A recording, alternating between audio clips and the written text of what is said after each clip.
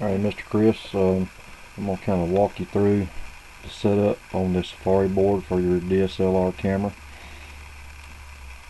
Now, of course, I have the shutter cable connected to the camera, and to connect it to the Safari board, you would connect your metering wire to terminal P, the power terminal on the Safari board. The common wire would connect to the next pin to the left is power common, and then your shutter wire would connect to the third terminal to the left, which is shutter. Alright, and we also have the opto backpacker, and we've got the MOSFET backpacker. The MOSFET backpacker, of course, you're familiar with now. That's for running your light arrays, and it would wire up exactly the same as what you're doing for the GoPro. Alright, for the opto backpacker, your little video remote here that I got you, I've got it hacked, and I've got a red and black wire coming out of it, and the red wire would connect to terminal 1, and the black wire is going to connect to terminal 1C of this opto backpacker. And on this little video remote, I took the infrared LED out of the top, and I extended it on wires, and have that here. And you can mount this anywhere inside your build case, you know, pretty much anywhere, so that the sensor on the front of the camera, which you know is right here, just somewhere kind of in line of sight. It doesn't have to be directly in line with it, on top of your case, you know, somehow, or to the side, just as long as this sensor on your camera can pick that up. That will activate it for your video.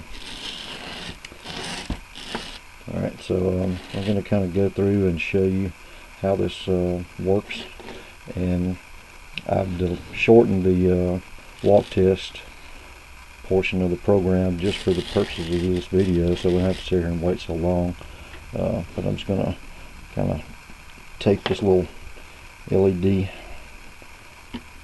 transmitter out here in front of the camera, and your camera is already on, and I have that set up for 30 seconds sleep. So if it stays inactive for 30 seconds, the camera automatically goes back into sleep mode.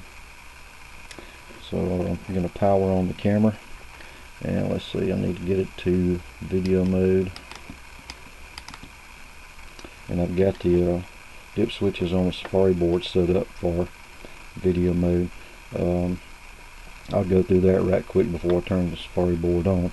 Dip switch 1 is going to be for selecting either trail mode or feeder mode. And trail mode for videos, it would give you a 60-second video with a very short delay between videos if further motion is detected. And dip switch 1 on would be feeder mode, and that would give you a 30-second video with a very short delay between videos. Dip switch 2 is your program select switch, and if dip switch 2 is in the off position, that is for video, and on would be for still pictures. If you were setting it up for still pictures in trail mode with dip switch 1 off, then you would get a one picture with a 5-second delay between pictures. And if dip switch 1 was on, which would be feeder mode, that would give you one still picture with a 10-second delay between pictures. So anyway, the way I have it set up right now is for video mode in feeder mode, which would give you the 30-second video. And I'm going to go ahead and turn the board on, and we'll let it go through the little walk test, which is going to be pretty short. Like I said, I shortened it up for the purposes of this video. Alright, so it just finished with that, and now if I get it to sense motion, your camera comes on, and it is recording video, as you can tell by the LED on the back of the camera flashing right here. And it's going to take that video for 30 seconds, and then it will stop. We'll let this continue to run.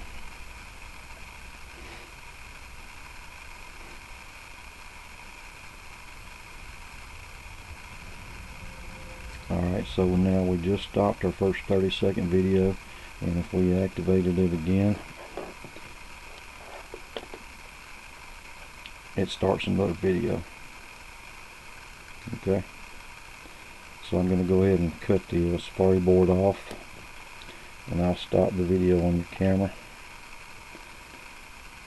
And now I'm going to switch to picture mode on your camera, and I'm going into just program, and we're going to change dip switch 1 to trail mode, and we're going to put dip switch 2 on, so that will put us into still picture mode. Alright, I'm going to wait and let your camera go back into sleep.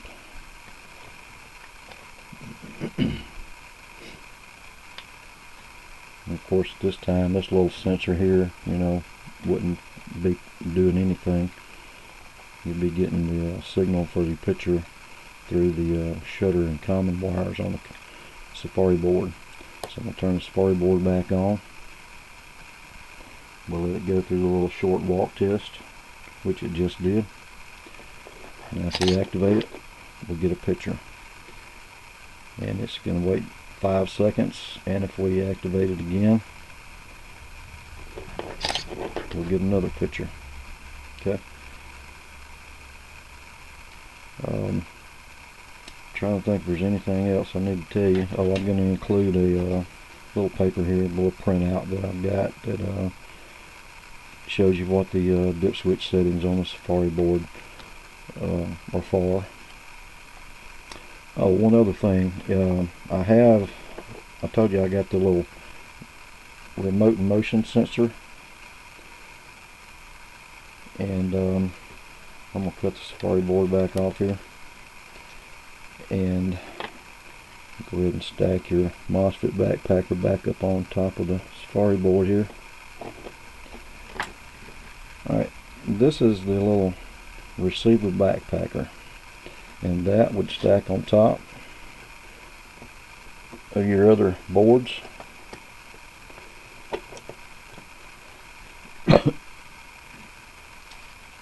And in this, if I can get it back far enough where you can see, is the little driveway alert PIR that I was telling you about.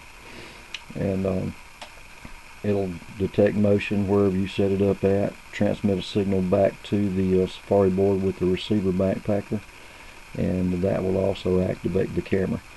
Alright, so I've already got this on, and as you can tell, when it's detecting motion, this little red LED down here will come on.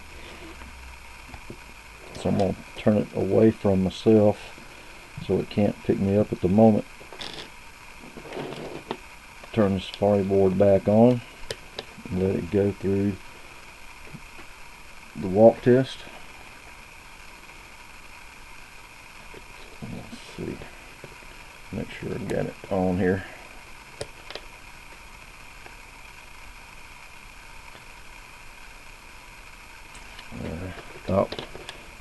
Alright, I'm going to have to stop for a moment. I've got a broken wire on my battery holder here that I've got to reconnect. Alright, got my battery holder wire reconnected to the Safari board, so now we can get power. But now if I turn on the Safari board and let it go through the little walk test,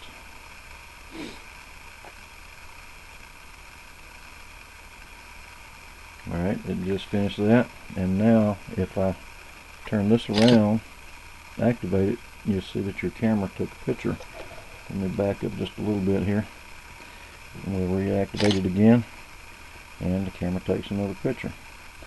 This little unit will work probably out to 100 feet. I know I've tested it out to around 130 before, and it was working. And as you can see, when we activate it, of course it's sitting side by side by the Safari board, but every time it picks up motion from my hand here, it will activate the camera to take a picture, and it will do the same thing for video.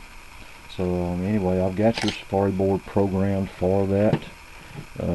So if at some time in the future you decided you wanted to get that, all you would have to do would be just order, contact me and tell me you want the remote motion sensor with the receiver backpacker, and I could send that to you, and all you got to do is just put the receiver backpacker on top of this little Safari board setup that we have here, and you'd be good to go because the programming's already set up for that.